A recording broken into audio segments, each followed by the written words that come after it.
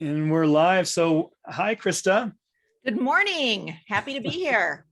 Yeah, And absolutely. Marty. We can't forget about Okay. We Marty.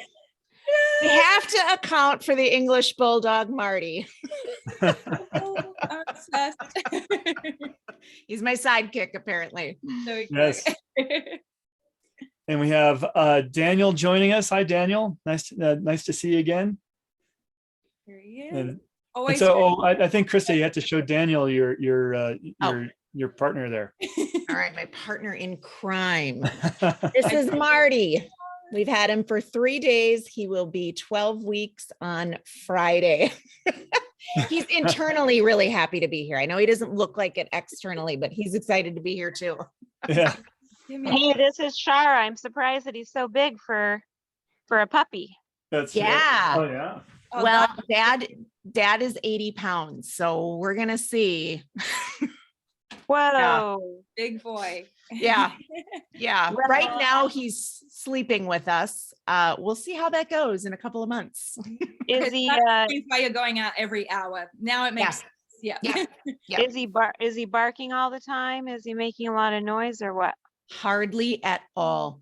When he wants to be playful, yes, but he is the most docile, tender, gentle, yet playful animal we've ever had. He's not barky. Oh, that's He has been perfect. barky the couple of times we tried to put him in a kennel. And right now my heart, I just can't do it. I just, right now I just really want him to feel safe and to let him know that he is part of our family. We chose him. And so I just said to my husband, where I go, he goes right now. He And- needs and safety right now. Do you predominantly work from your home office? I do. Yep. I do some local events at our local conference center here, but mostly from home. I've got clients from Manhattan, Dubai, all over the place. So this is a beautiful platform for me to really serve and use my gifts. Well, I think Danielle, I think you said you have a little, what did you say? A schnauzer? They're so Yeah. cute. Do you have the is it like a salt and pepper? Is that what they call them? The gray ones, the gray and white ones? They're so freaking cute. Yeah. You know what? I think what we should do a little Zoom call just for our puppies. Right. We could have all of them on camera and we can just do the talking for them, There you go. They Yeah. can be the stars I of the think show. that would be so I mean, cute. that's been a topic. People don't know how to go back to, like, some people are having to go back to the office and leave their pets at home, but their poor pets are in distress because they got so used to having mom and dad around all the time. And now Yeah. they get anxiety because they're like, why are you leaving me? Yeah. So it's another argument for work from home. You Yes. know what? I think that would be great. Let's have a little pet Zoom call where each of our pets are talking about the anxiety of working away from mommy and daddy like we did during the lockdown. Yeah. That'd be a great conversation for our little Totally. puppies. Totally. But I think that does kind of ring true for our conversation today. I mean, just having a workplace where we feel more at home and making this more the norm of course, having pets and so forth is part of the future and how we should accept that. Because I know it's sometimes I'm on the call and Sumit is one of our speakers, but unfortunately he's not going to be here today. But every once in a while, his cat will kind of come across and invade the screen. And he just sits back and he just passes by, Wants to let you know he's there. Yeah. Well, that's better than your significant other walking past in his boxers. Yeah. Well, That's right. hysterical. I've heard worse actually, but we'll just leave it at that. Yeah, that's happened to me, but not the worst part, but in the boxer part. That's funny. All right. Well, we are at the top of the hour, so let's go ahead and kick things off. I'm going to go ahead and share my screen here and turn things over to Jules. all right. Well, don't mind us. We are just talking all things dogs. So if you have a pet, tell us what breed you have in the chat, because I think everyone bonds over animals. Yeah. You can't hate animals. Like they're just so sweet, and we just love it. So I think we've gotten off on the right foot here. My name is Jules, and I want to officially welcome you all to the People Strategies Forum this morning. We have an amazing guest speaker. She has great energy, and but before we get into all that, I just want to let you know what we do here at the People Strategies Forum in case you're a first timer. So this really is a mastermind of leaders. We're really dedicated to creating workplaces where people will thrive, where employers reward and customers love. So we get together every week, and it's really conversational. It's not very formal at all. So we do like to keep the convo flowing. If you have any questions, put them all in the chat for us, because that also helps guide the conversation and cater it to all of you. And if you have questions, but you're maybe not live on the Zoom call, still write them. If you're coming on Facebook or coming to us from LinkedIn, some other streaming platform, we'll make sure we get your questions answered as well. All right, so I want to introduce you to the rest of my lovely panel here today. Now, she's not only on camera today, she's going to be off camera, but we do have Shah, our HR and talent management expert. She spent so many years, well over 20 years, working in the corporate world before branching out and starting her own company. And she is currently the founder and owner of Rocky Mountain Health Advocates. So morning, Shah. And I know, like, even if you're not on camera, I know you're still going to bring the energy. So I'm really not worried. Well, I'll just let everyone know that I did a little bit of damage to my nose. And so I guess new year, new you in 2022 is going to be my motto. I'm going to act like I had a nose job. Yeah, new year, new you, new nose. Like, that's the LA motto anyway. Yeah, but that's okay. I'm all right. I'll be on camera next week. I'm pretty sure. Yeah, perfect. And the internet's like really good. We can hear you really clearly. So perfect. Well, that's good. Better than last week. And then we don't have Sumit joining us today. He wasn't able to join us, but hopefully he will be back next week. But he is a regular host here on our panel.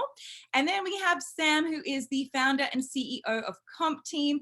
Not only does he bring this forum together to us each and every week, but he is also a compensation expert. So he helps transform all kinds of companies, large and small, with their rewards and compensation programs.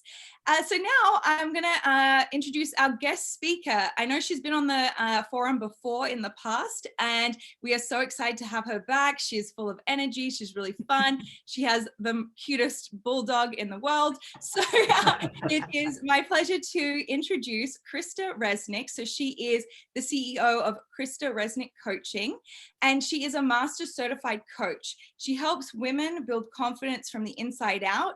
She sets healthy boundaries and helps them to forge fulfilling relationships so they can live a purposeful life. Now, even though she does cater mostly to women, that's her target audience, everything that she teaches, and it can really be applied to everybody. So if we have some men in the audience today, don't worry, you can still learn a lot from this. And the topic of today is really just helping you figure out how to be a better leader, find success as a leader in 2022. So it's all about the new year, new possibilities, new opportunities, and how to show up as our best selves and best leaders. So I'll pass it to everybody else, and welcome, Krista. We're so happy to have you here.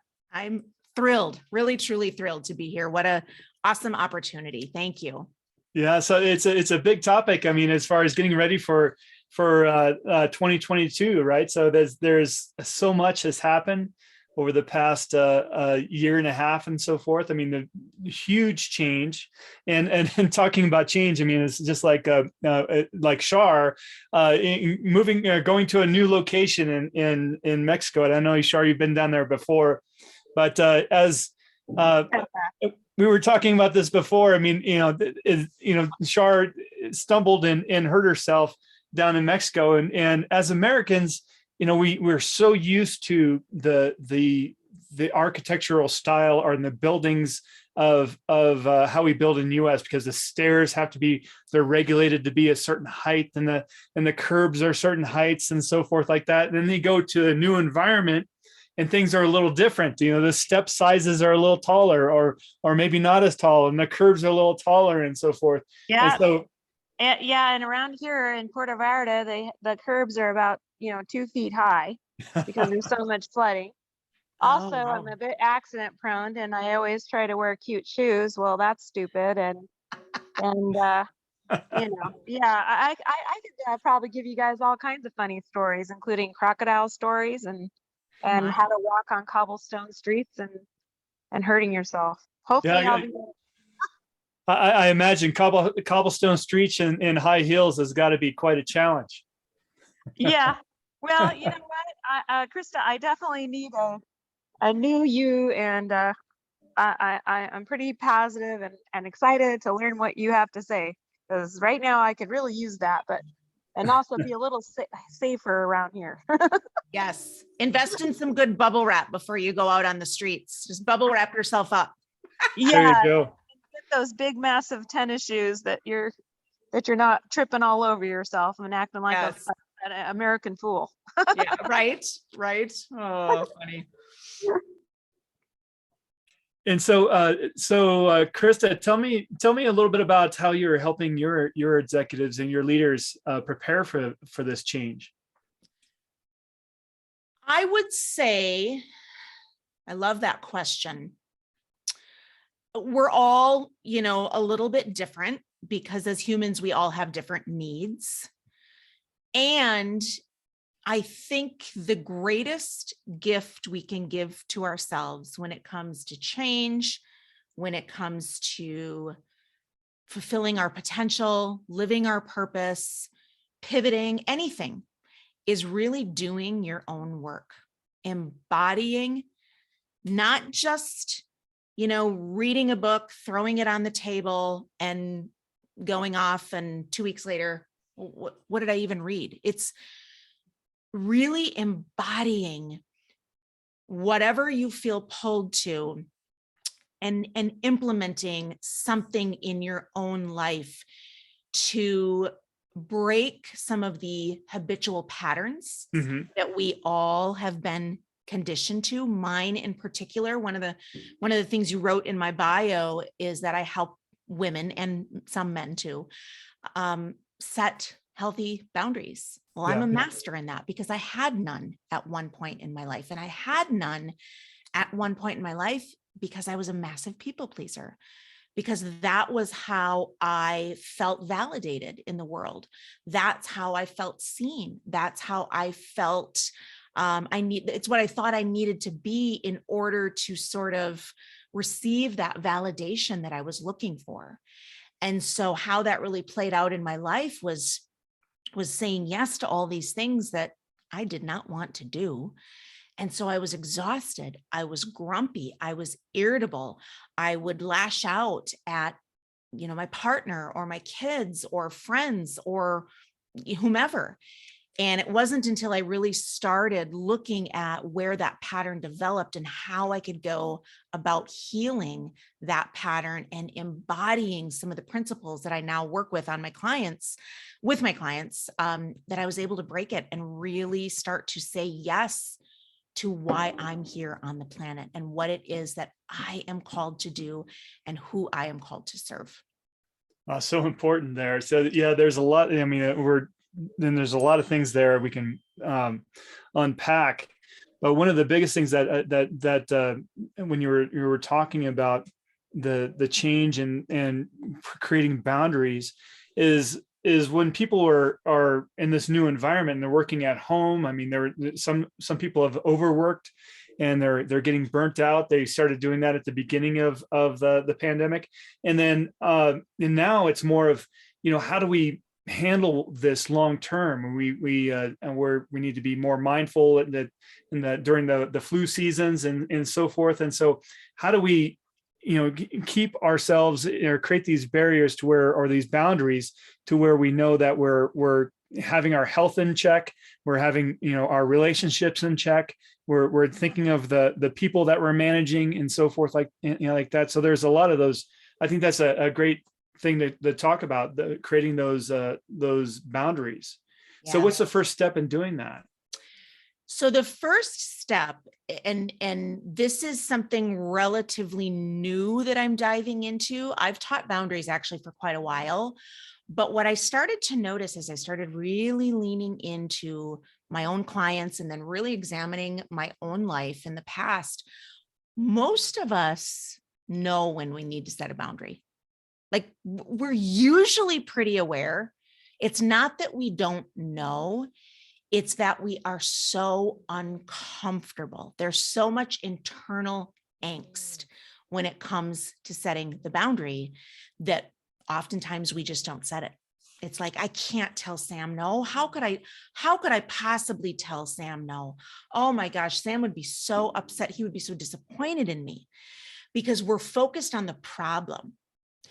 So what I want to invite all of you to do, and this is exactly what I invite my clients to do, and again, this is relatively new work that I'm diving into, is to really start to examine not what you need so much to say no to, not the problem, but what is it that you need to say yes to? Mm-hmm. Right. That is a game changer. That is flipping the whole paradigm and the whole conversation around boundaries. So for me, we're rolling into obviously the holiday season. And I remember I can see it so perfectly standing in the Target aisle years ago. I was buying gifts for people that I really wasn't even that close to, had no clue what to buy, was overwhelmed, exhausted, saying yes to the PTA, saying yes to this person, that person. And I remember standing in one of the toy aisles at Target, falling apart, literally right in the middle of the aisle, crying.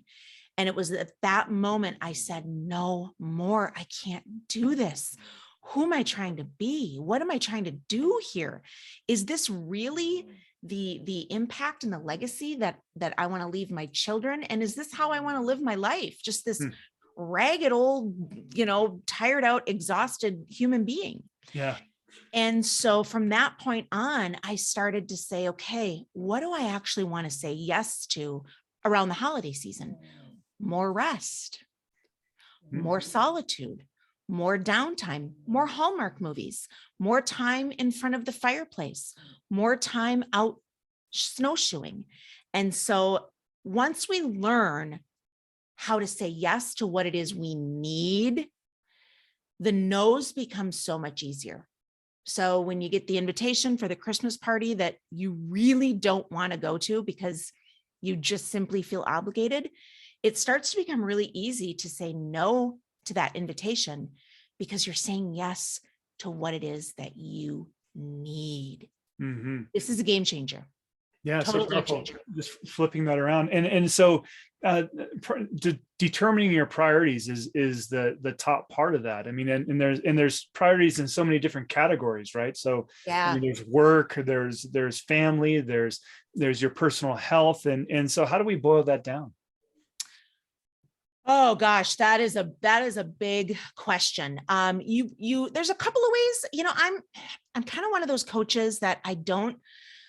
Was it prescribe, subscribe, whatever the word is, to the church of one right way?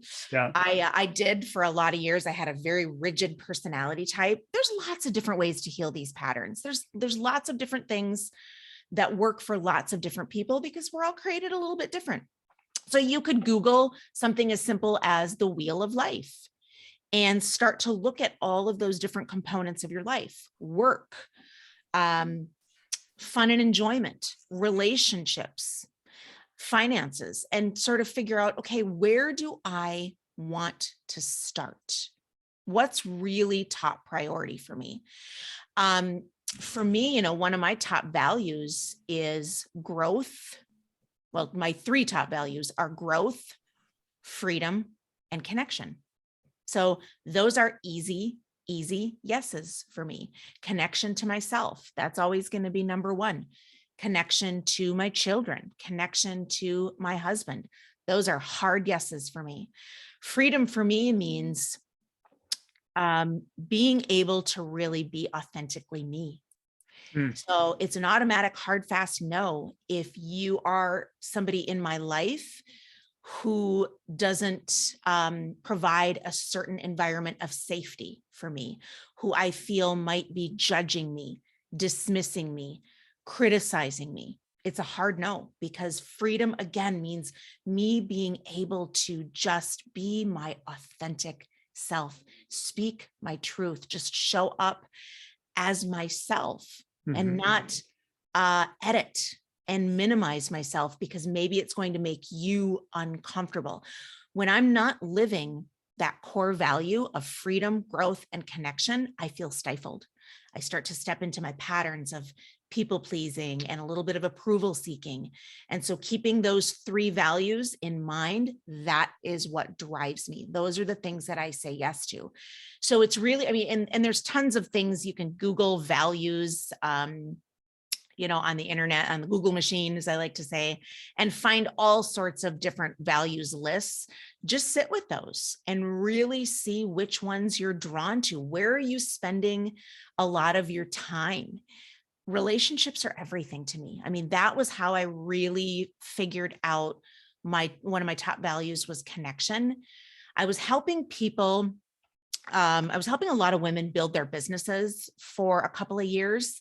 And I noticed that it just didn't excite me. There wasn't the passion, there wasn't the pull like there was when somebody would come into the coaching container and want to talk about relationship issues. And I started to pay attention to that. And I started to go, okay, there's something here. I literally get like sweaty under the armpits when in a good way, when somebody wants to talk about relationship issues and their struggles in relationships. So that's where, again, back to my bio, I have pivoted and really gone toward, you know, we can have the greatest businesses in the world, but if our relationships are falling apart, man, wow, that's not a very pleasant, fulfilling life. Right. So that paying attention, that awareness of where does my energy seem to go? Like, what is it in the morning that, oh, if this is on my schedule for the day, or if this is something that I just keep thinking about over and over, I'm kind of ruminating on it in a good way, that's probably a sign that that's one of your values. Well, Krista, I know you can't see me, my beautiful face here. But I just wanted to say during my little downtime, I'm supposed to stay out of the sun, even though I'm in Puerto Vallarta. Isn't that insane? But I noticed on Netflix, it's called The American Meme, I think it is. It's about this whole society of influencers and the younger generation of influencers, right? Mm-hmm. And what was very fascinating about it is that, you know, the Kardashians and the Paris Hiltons and all these different names, there literally is this phenomenon that's been happening where there has to be such shock value of not being yourself, and pretending that you're something that you're not, to the point where particularly in certain generations that are really hooked into this social media frenzy, they have to do, you know, eat the little pods, or they need to do crazy stunts that can break your nose or whatever. And I think what was interesting at that, and I'm not saying watch Netflix, I mean, that's probably a waste of time, but what I think was very insightful to me is that people are not really being themselves. Yeah. And that there is really a negative consequence, because all the videos and all the crazy antics and all the crazy stunts and everything we're doing online, you know, 2 years from now is not going to mean anything anymore. Right. So I think the authentic self, and despite if you have a scar on your face or whatever, the authentic self is so particularly crucial. And I think the new you into 2022, I think really finding that and not get so sucked into this. It's kind of like the old, like, be like the Joneses, you know what I mean? But it's like the new world of social media frenzy. So our Joneses now are everybody on social media. Yeah. And it's actually becoming very toxic, I think, to our culture, our communities. And I believe there's going to be an enlightenment soon of people saying, am I truly being who I really am? Am I truly living in my personal talent? And am I truly living as maybe an entrepreneur or as an employee? Since we do talk a lot about employment and talent management, am I truly living who I am in my authentic self and trying to pretend something that I'm really not? Yeah. And so I find that extremely fascinating. And so I don't know, what are your thoughts when you talk about the internet? What are your thoughts about how the internet is affecting our society of pretending we're something that we're not, and we're not truly going to our foundational values and living our foundational principles? Yeah. It's huge. It is a huge problem, I believe. I'm 46, and so I have lived a good chunk of my life without the internet. And I've lived a good chunk of, well, not a good chunk of my life. I'd say however long. I think I got my first smartphone, 12 years ago.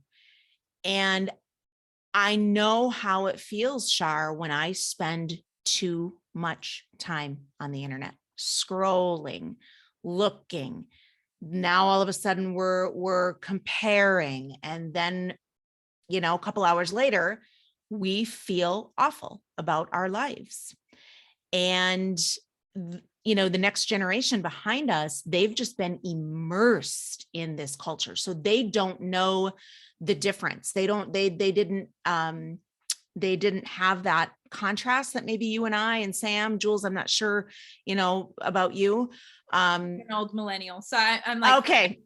I was dial-up internet days, so I had a bit of like life before the internet. But yeah, I agree. Yeah. The generation now, like they just were like born into TikTok. So yeah. Yeah. I mean, I remember I was talking with a client yesterday about this topic. Being in my bedroom for hours, playing, singing, writing. It's why I love to write. It's part of my morning routine. I believe that's why, because I spent hours by myself being bored.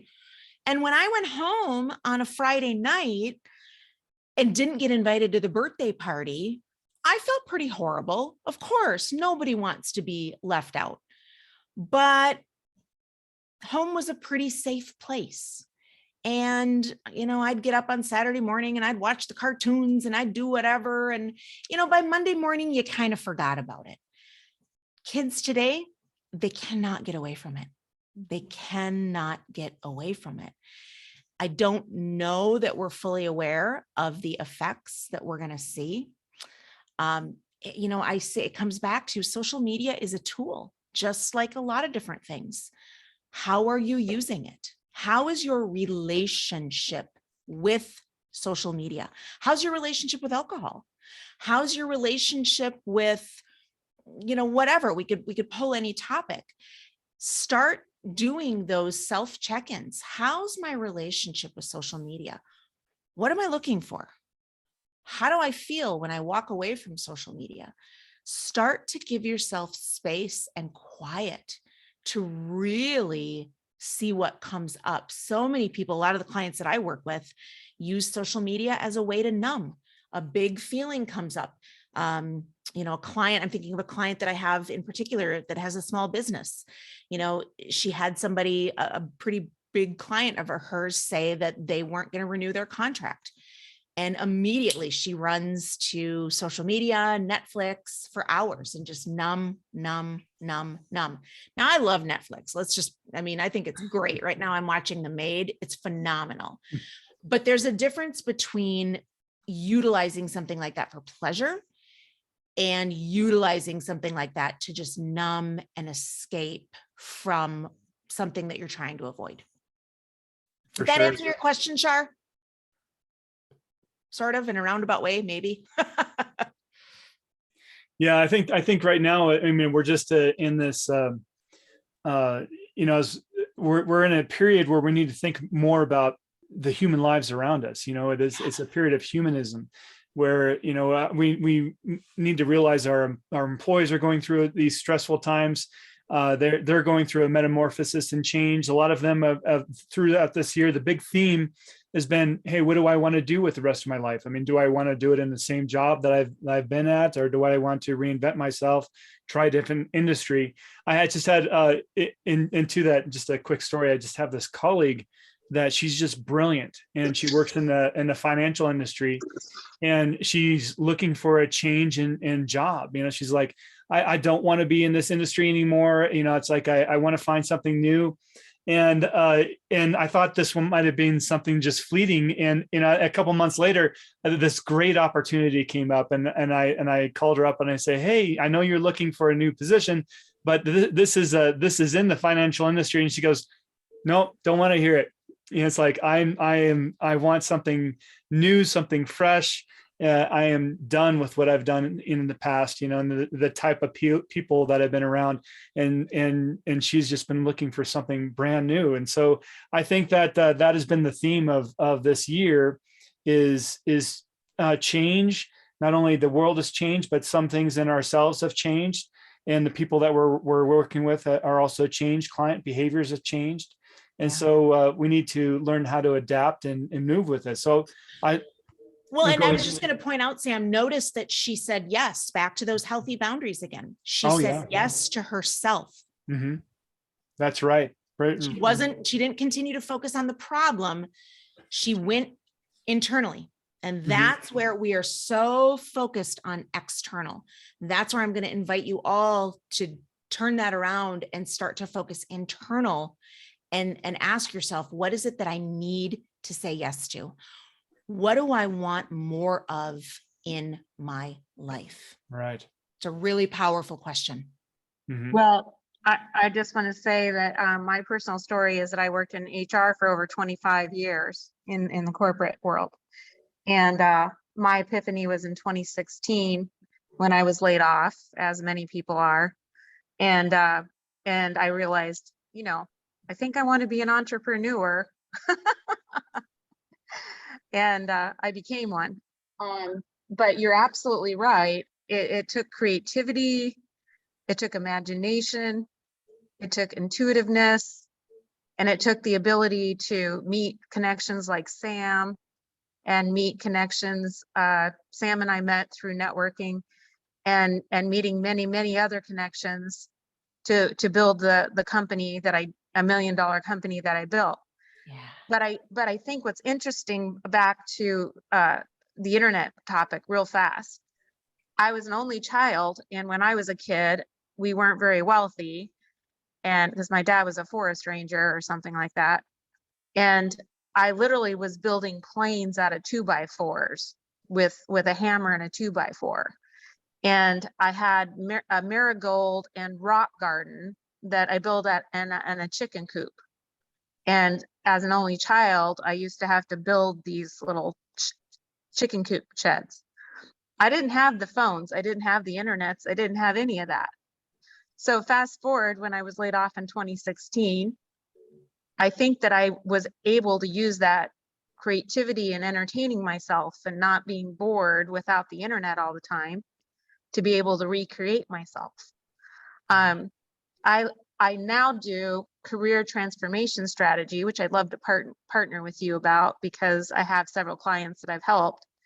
But you definitely have to do what you're doing. You have to go, how do you redevelop yourself? Because I think that we're going to see an entire flood of people trying to leave the corporate setting, as Sam's example, and trying to recreate themselves into something completely different. They can still work with a corporation, but it's definitely going to be different. It might not be the financial world or whatever, or the HR worlds or whatever, but it's going to be very different going into the new century or new decade, right? Yeah. That actually reminds me, by the way, if anyone has joined recently and you're wondering what the noises. I'm not passing gas on this end of my screen. I have a snoring bulldog on my lap. So I just need, I have to put that out there. I don't hear your snoring bulldog. Okay. All right. Well, he is having a heyday with his snoring right now. But that we're trying to create safety and that's now you got right. it. That's right. Yeah. That's right. He feels very safe apparently right now. That reminds me of a client that I had at the beginning of the pandemic, the very beginning, and she was very, very, very high up in Manhattan in the corporate world at a financial firm, and walked away, made insanely good money, and just couldn't tolerate anymore, and has now started her own exercise facility, moved out of Manhattan. She lives outside of New York City now and is happy and feels free. And she was really terrified. I mean, I'm not gonna tell you that it's easy. It's really comfortable. Setting healthy boundaries is really uncomfortable. But just because it's uncomfortable doesn't mean that it's wrong. It doesn't mean that it's wrong. It just means it's probably not familiar to your system to start to really say yes to what it is that you need and you desire. We're just conditioned from the time we're little. What do you want to be when you grow up? Like, how about we just let kids be and just let them play and create and not always have to put this pressure and people in a box. Yeah, I think Tony Robbins talks about that. You know, you have to face the pain and step out of your comfort zone in order to grow, in order to flourish. I don't mean to name drop. I'm not friends with Tony Robbins. But anyway, I'm just saying, because he is one of the first that I remember that started talking about the concept of stepping in out of the comfort zone and into pain in order to grow and become successful. And when I left corporate, I was scared to death. I was scared to death. I still am scared at times. Yeah, same. But I think just what you're talking about is just being aware and honest and authentic and not lying about it. I mean, I think telling people, I'm really worried right now. Our company's going through a little rough patch right now, or I want to be an entrepreneur and I'm not sure what direction my company's going or what to develop or how to even advertise it. I think that, millions of people are in this space right now. Yeah. And I think millions, billions, I don't know, all globally, people really are needing to search and find a new way, because every single day something is changing, right? Yeah. Yep. And I'm sorry, I used to have a Palm Pilot. Yes. So, hello, does anybody know what a Palm Pilot is? I do. But so the point is that every day something's changing. And we need to, I love one of my friends, she said, it's like a leaf floating down a river. You need to be the leaf and float down the river. I love that. Yeah. Yeah, it kind of reminds me, and I don't know if this is where you were going a little bit with this, but right now I'm in this season. We've had a lot of personal shifts in our family life right now, the past few months. And I'm just giving myself permission to move through life at a little slower pace, just to grow slow, to be insanely present to what's happening around me and some of the change and the transition. And it feels so good to my body, to my nervous system. I wake up every day feeling a great sense of gratitude and of peace, but I had to give myself permission to do that, because I had a little bit of perfectionism, but probably more people pleasing and approval seeking patterns because of some conditioning that I had in my childhood. And so what that looked like for me was just really creating this busy, hectic thing after thing after thing life, until I wound up with fried adrenals twice, Could barely get out of bed in the morning because I mean, I just had zero energy. I actually ended up working with a specialist and she said, I don't know how you're getting out of bed in the morning. I don't know how you're doing it. So sometimes it's those sorts of wake up calls we get that it's like, okay, what do I need to give myself permission to have, to be, to do today, this morning, this afternoon? You know, it could be moment by moment, could be week by week, but it really starts with giving yourself permission. Well, I would say about the permission, and again, we're all about talent management strategy.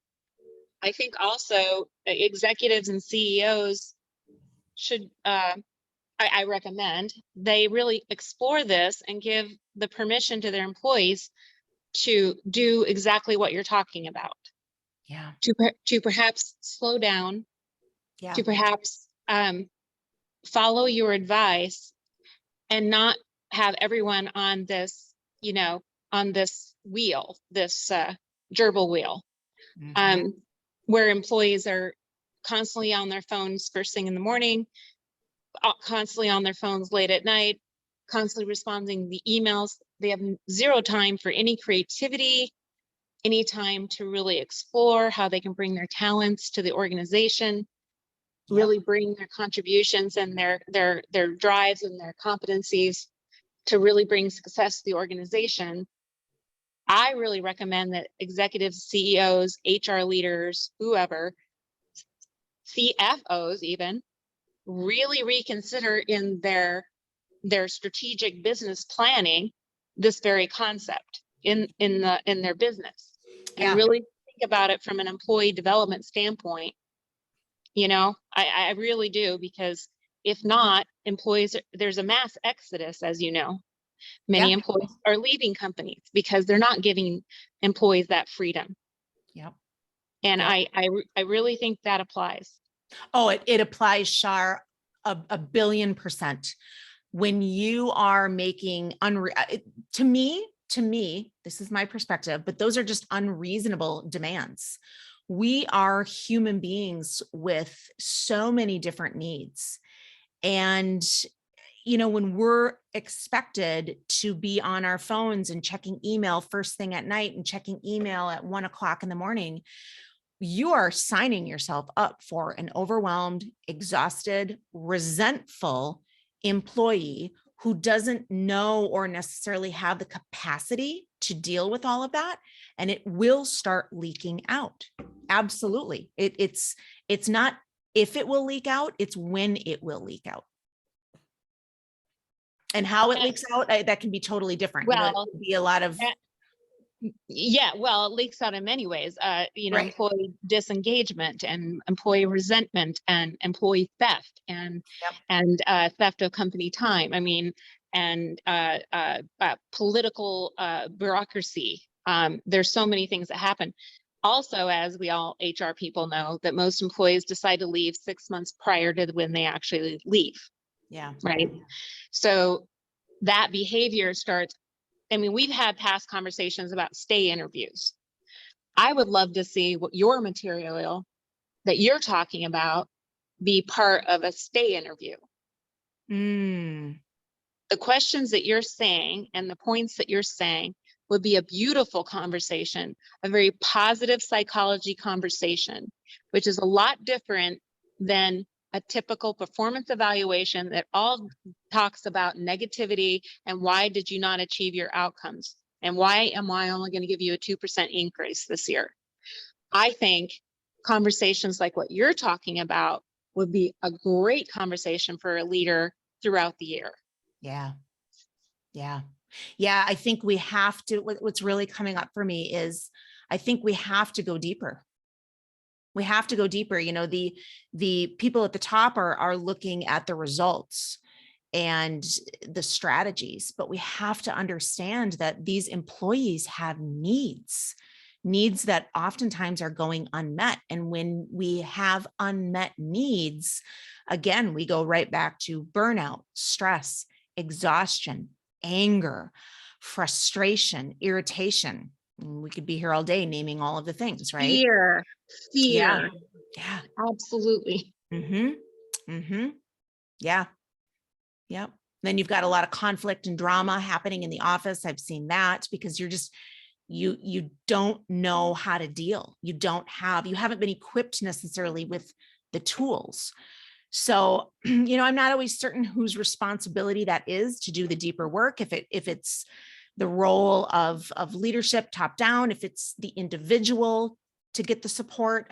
Support is non-negotiable, in my opinion.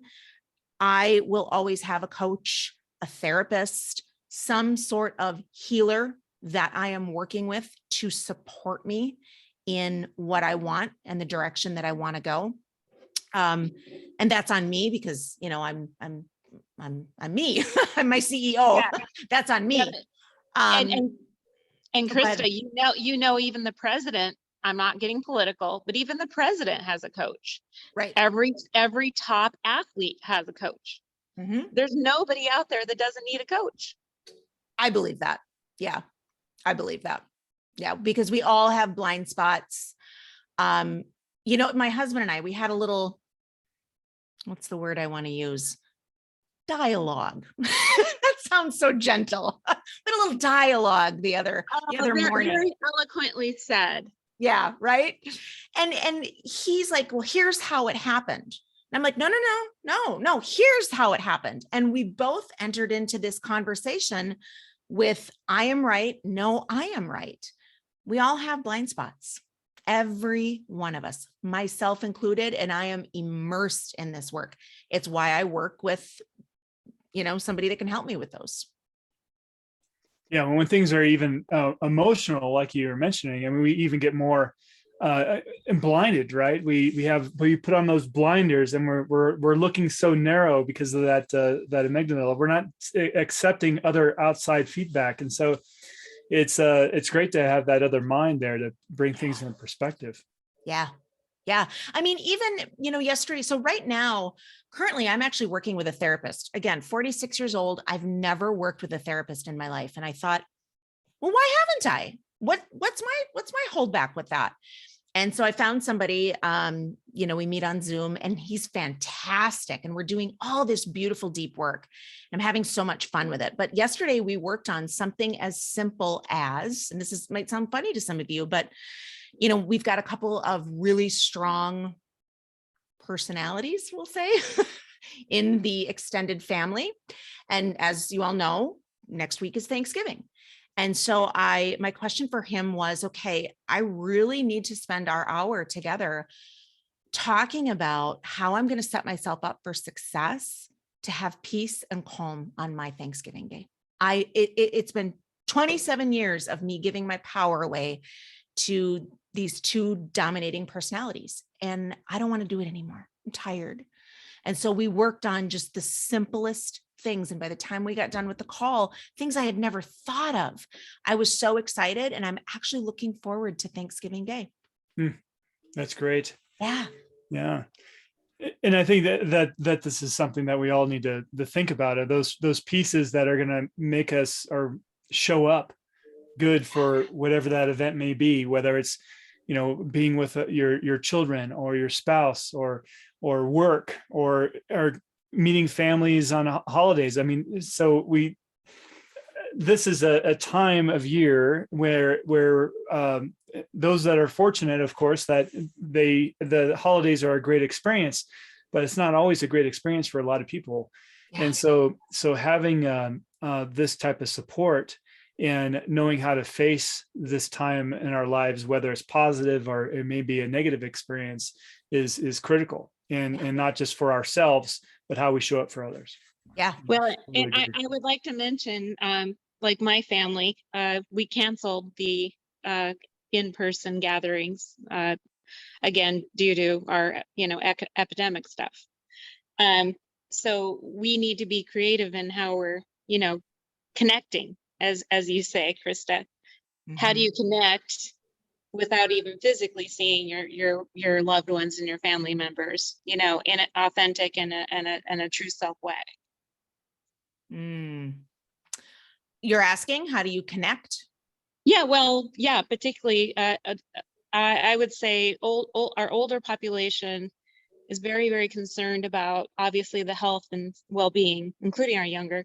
But I think we still are seeing a lot of families not coming together personally right now, and they're choosing not to. So it's hard to just connect over the phone, but maybe sending a letter or doing a Zoom call. Yeah. I mean, we need to think different ways of how we connect with each other, right?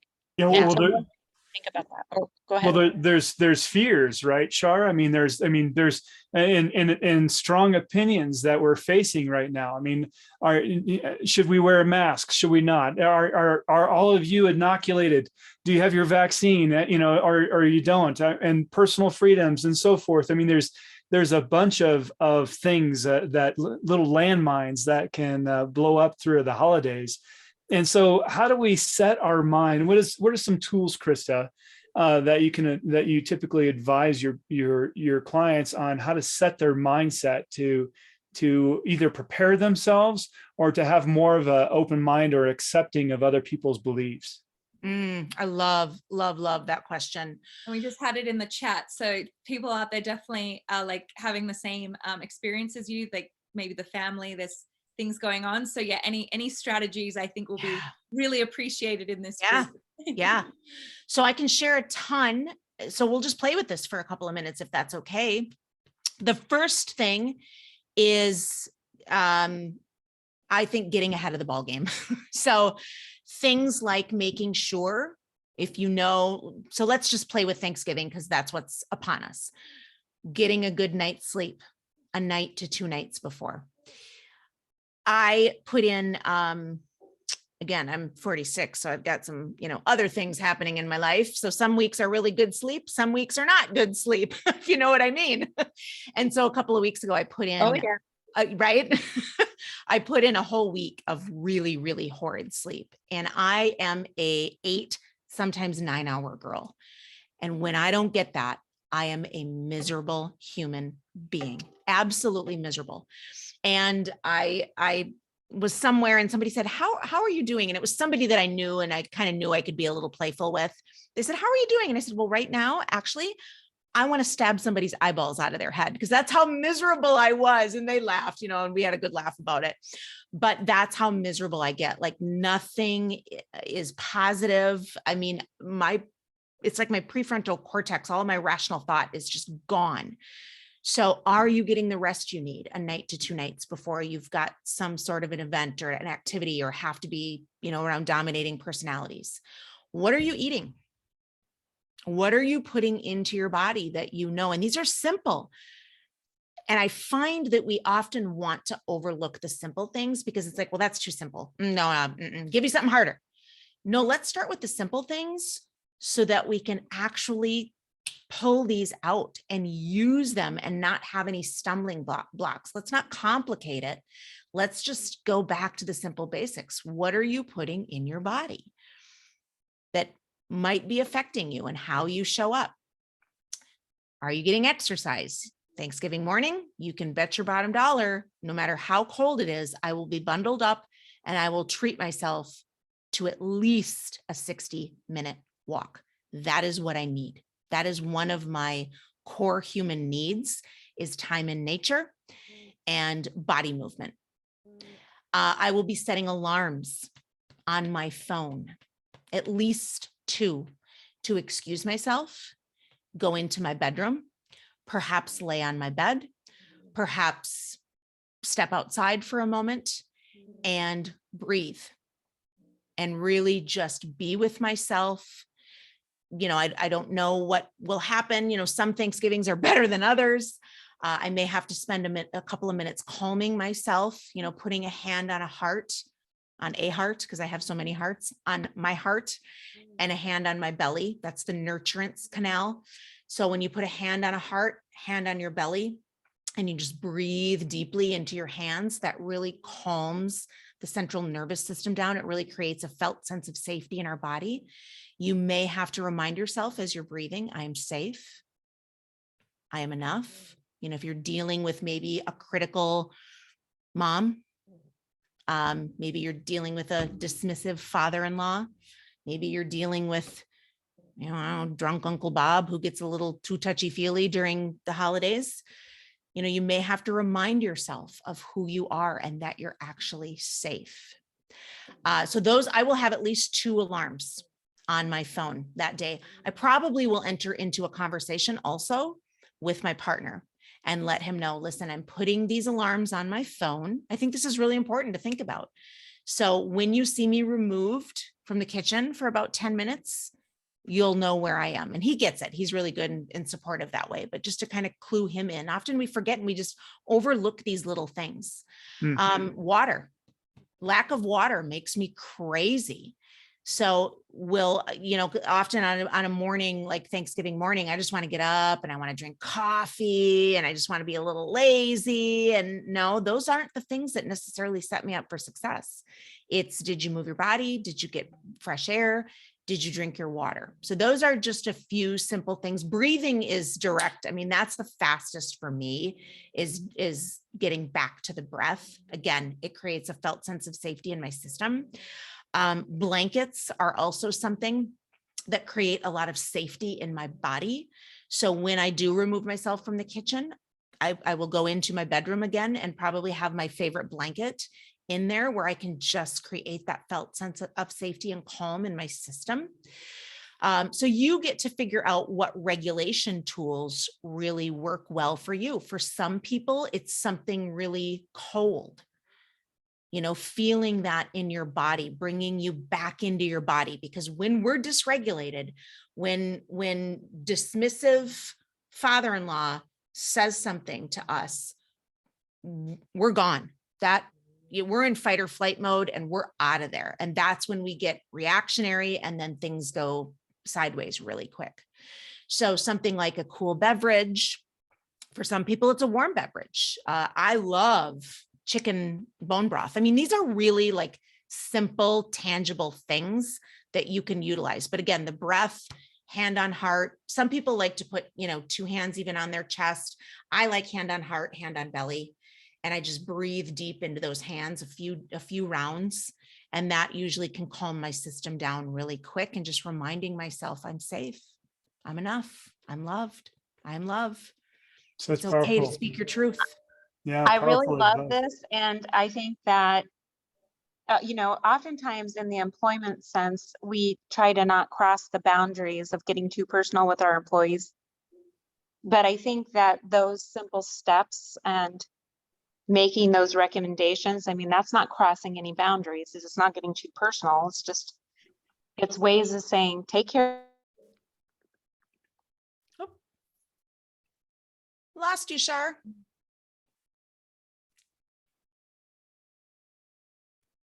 Yeah, I know she said her Wi-Fi is kind of still coming in and out. And I give you that permission. I give you that permission as your employer.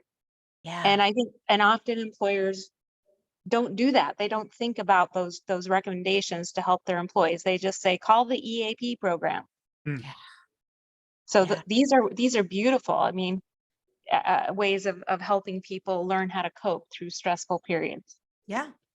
Yeah. And know that it's really okay. It's more than okay, but I haven't come up with a better way to say that. So we'll just say it's okay to say to somebody, I don't want to talk about that. We've got a lot of hot topics right now. Yeah. It's okay to say, I really value, I'm trying to think of what the word would be. I really value our relationship. And it kind of seems like maybe we don't exactly see eye to eye on this, but I really value you. And so because I value you and I value our relationship so much, see how I'm using love, connection at the forefront there, because I value you, I value our relationship. Right. I would like to request that we maybe talk about something different. I love it. I think that's fantastic. Yeah.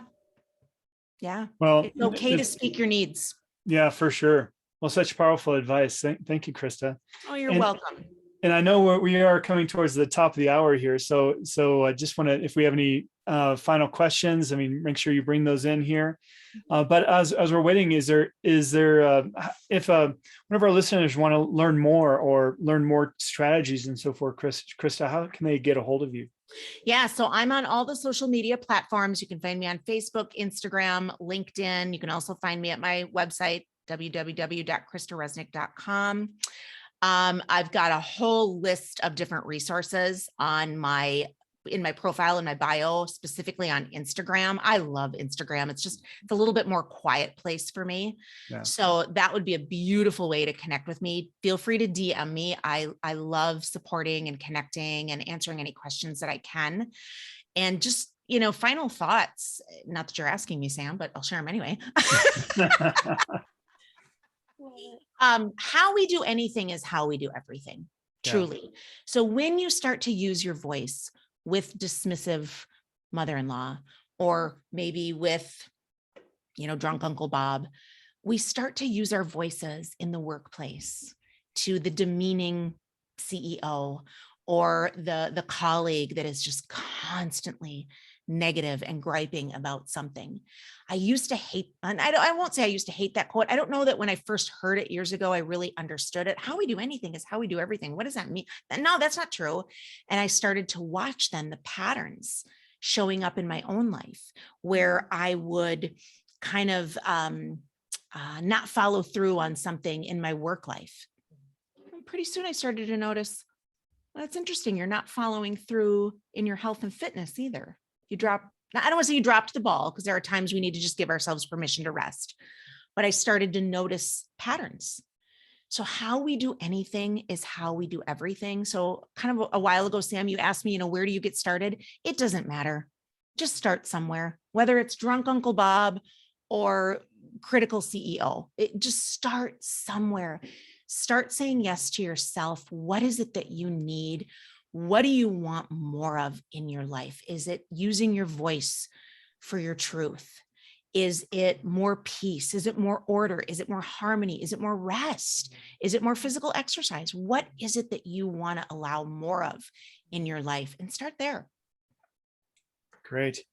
Well, thank you so much, Krista, for sharing your wisdom. It's been a great session. I really enjoy this, and I think it's well needed through the holidays. So thank you so much. Yeah, you're so welcome. I really hope that this served the people watching and those on the replay. And please, again, reach out if there was anything that, didn't totally land for you. I would love to engage in more dialect if I can clarify anything. Thank you for having me. I will definitely connect with you. So we may be connected, but I'm gonna try to find you on all those platforms. Beautiful. I look forward to that, Shar. Just even that perspective shift of it's not focusing on what you have to say no to, but what you need to start saying yes to.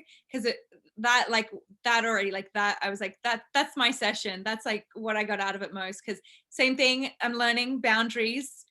Ex people pleaser, and sometimes it's easy to dip back into those old habits. So thank you so much for that. That was a really awesome little shift. Good. I'm really glad that helped. Awesome. All right. Well, thank you everybody for listening into this week's People Strategy Forum, and please join us next week, where we're going to be talking to Michael Patton, and he's going to be telling us about some of the great ways of leveraging benefits for our employees and how to increase our benefit program so it delivers better services and so forth for next year. All right. Well, thank you, Krista, once again, and you have a wonderful holiday. Thank you. Okay. Bye now. Bye.